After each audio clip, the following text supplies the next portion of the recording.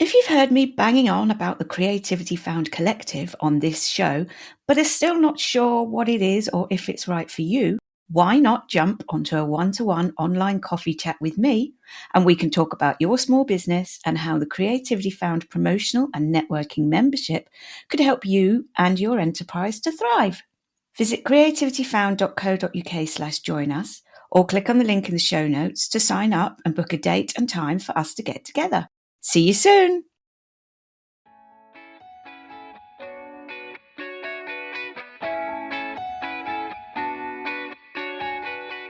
Coaching as in listening, helping business owners to figure out where things maybe aren't feeling creative and where they want to put more creativity back into what they're doing. That's why I decided to join Creativity Found, because it's about creativity and actually, just enjoying being around people who understand what it's like to want to do creative things. I mean, obviously you're trying to make money, but that you're also prioritising the things you love doing so that they don't get pushed down the list. So that's my writing sessions, yes. I do a couple of warm-up exercises and then I have some other prompts. We spend 5 minutes writing, come back together, have a bit of chat. How did we find it? Sometimes people read things out, sometimes they don't. Nobody has to read anything out if they don't want to, or even say anything if they don't want to. They can just turn up and write. Hi, Claire here. Creating this show inspired me to take the Creativity Found mission further. As well as sharing inspirational stories of people who have embraced their creativity in adulthood, I wanted to actually help people do this for themselves, and to support artists and crafters who share their creative knowledge with adults through their classes, kits and supplies. Creativityfound.co.uk and the Creativity Found Collective were born. You can visit creativityfound.co.uk to find ways to learn printmaking, try embroidery, get touchy-feely with clay, make your own kilt, start weaving, learn to paint, and so much more. And the wonderful teachers and makers featured on the website are members of the Creativity Found Collective. We also have business support enterprises as members who help others grow their businesses. In this episode of the Creativity Found podcast, adapted from a live video posted on the Creativity Found YouTube channel and in the Creativity Found Facebook group, I chat with one of our members about what they do and how they can help you. And if you would like to join our merry band, simply visit creativityfound.co.uk/join us, and I'll see you soon. Over to you, Nina. Let's start with how you help other business owners to thrive or grow or do whatever they need. Tell us about that bit of it first. Okay, so I'm a coach and I've got two bits of that. So there's coaching as in listening, helping business owners to figure out where things maybe aren't feeling creative and where they want to put more creativity back into what they're doing. Maybe make more time for that creativity if they haven't been prioritising it and have got bogged down in other things. And then there's also, because my background's marketing and project management, depending on the person I'm working with, sometimes I can then help with project planning or marketing planning. It might be that somebody starts off having the coaching and then moves on to the planning side of it, or they might come for one or the other. So why might someone come to you? What kind of difficulties might they be experiencing that you can help with? For example, I've been working with an artist who does other things as well, because she hasn't established her art completely. So she does freelance work as well. But what she was finding was that she wasn't actually finding time to do her art. And that's the thing she really loves doing. So we were able to just identify, firstly confirm that that was something she really wanted to do, because she was worried that she might not be able to support herself if all she ever did with her art. So we were just talking about ways that she could make sure she kept her business running and did things in that, but also then taking advantage of some of the opportunities she was getting in her art and exploring new paths and new ideas and things like that. Oh, brilliant. That's absolutely perfect. I mean, that's exactly the kind of thing I hear from guests on the podcast who have wanted to make that transition whereby they can make their art their job or make their art make them money, and the challenges that brings up. Now, you yourself I think you found a bit more of a path back to your creativity with writing. Is that right? Yeah, so it started off, this is going back quite a lot of years actually, when I was doing contracting.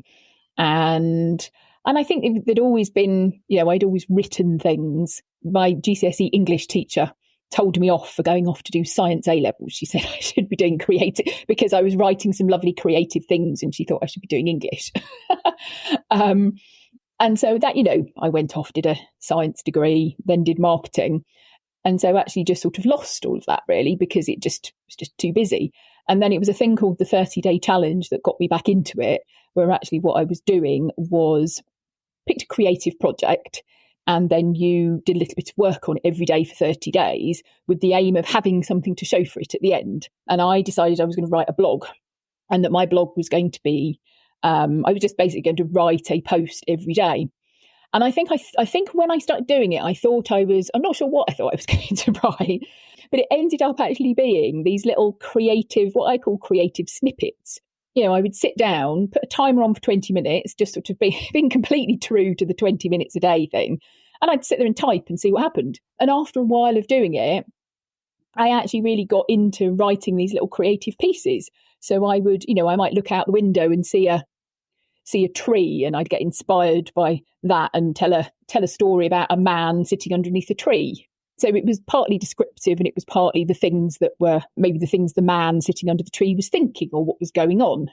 And I carried on doing quite a bit of kind of going down the creative writing route for a little while.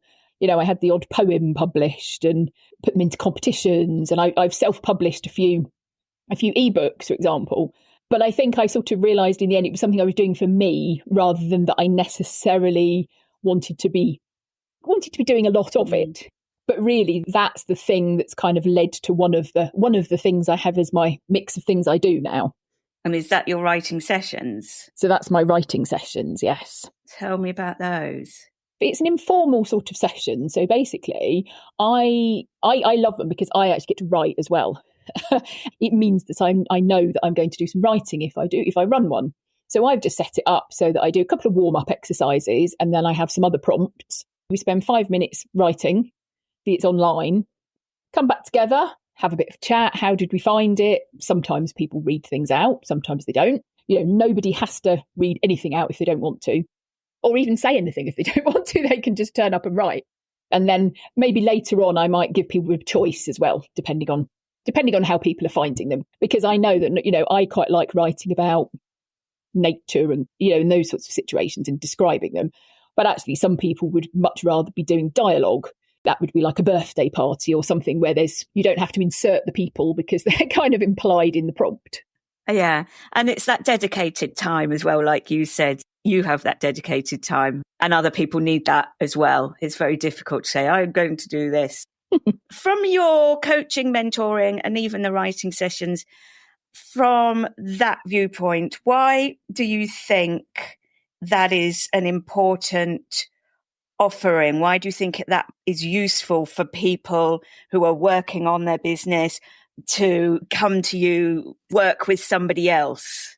The two things are slightly different. I think for the coaching and the planning side of it, I think actually if somebody's doing a business where they love what they're doing, there are inevitably going to be things that they don't want to do. And actually by working with someone else, sometimes it's something they can outsource. Occasionally I do bits of writing for clients, for example, bits social media or something. I've got a couple of clients I do that for.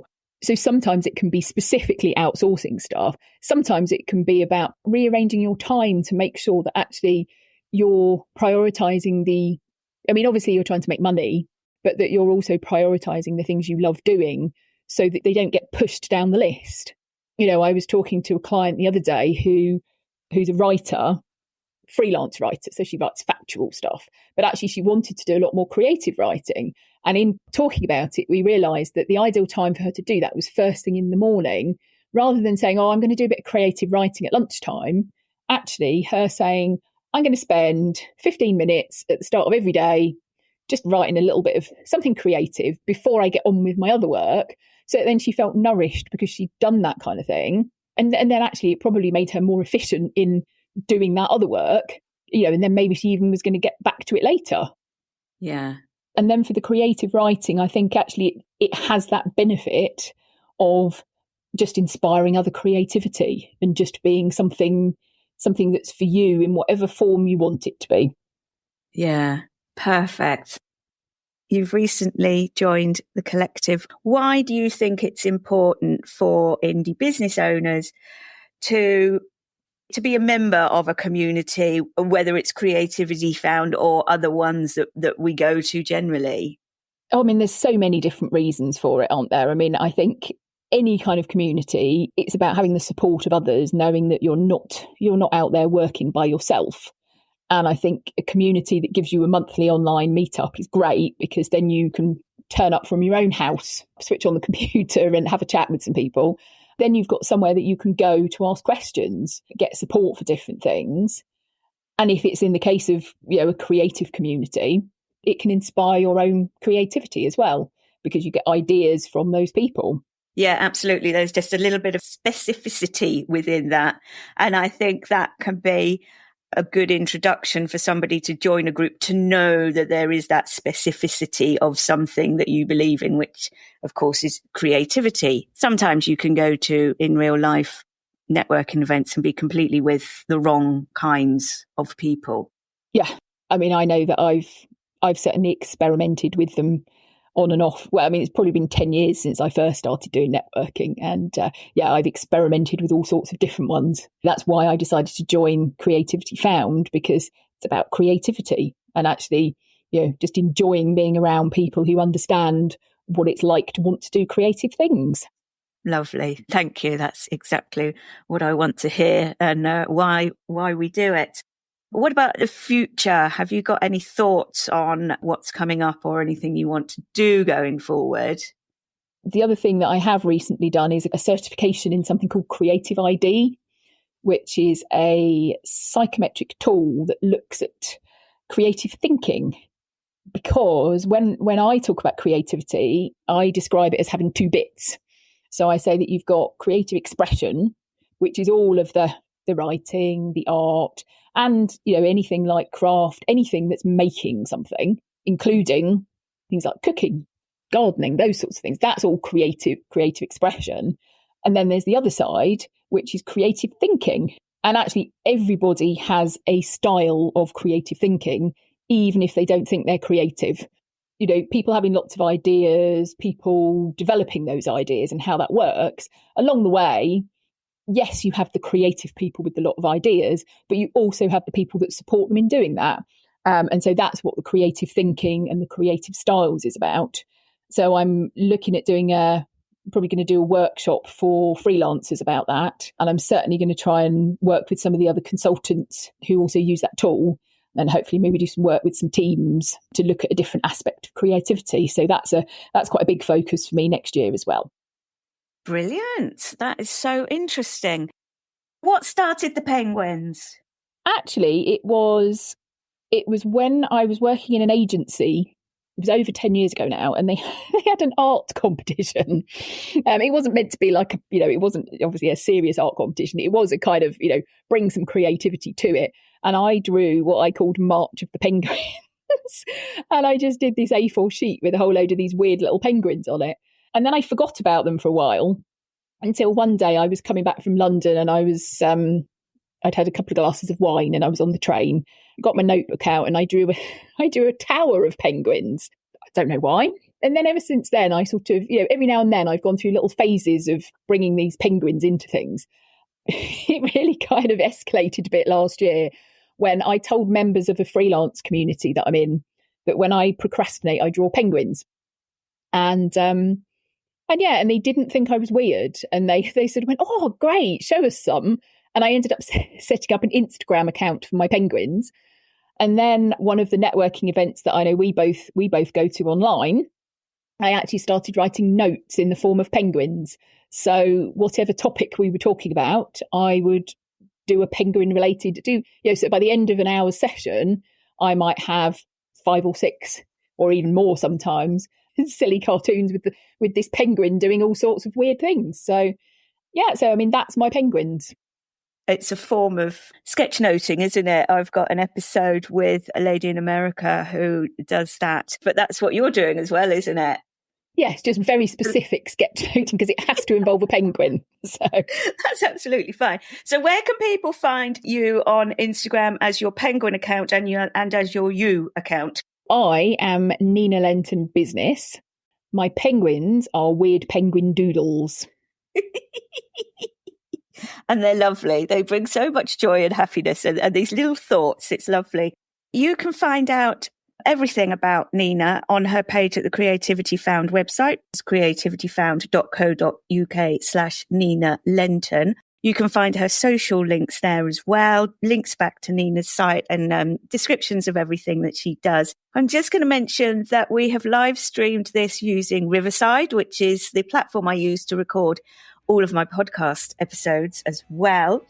And you can find links to Riverside and Buzzsprout, which are the people who host my podcast, in the description. And have to let you know that if you do use either of those links and you pay some money, a little bit comes back to Creativity Found the podcast, which is lovely. Thank you so much, Nina. Thank you very much, Claire.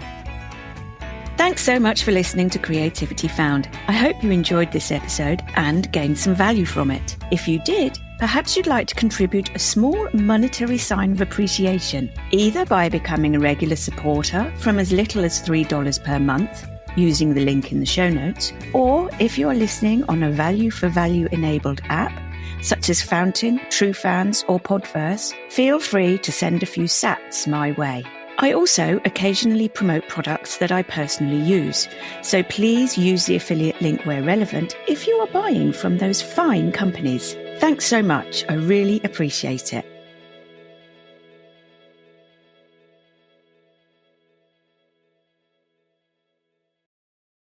Creativityfound.co.uk is the place to go to find workshops, courses, supplies, kits and books to help you get creative. So if you're looking for your own Creativity Found experience, go have a browse to see what's on offer. And if you can help adults to find their new creative passion with your classes, online offerings or kits, visit creativityfound.co.uk/join us to become a member of our brilliant promotional and networking collective. There's a handy link in the show notes.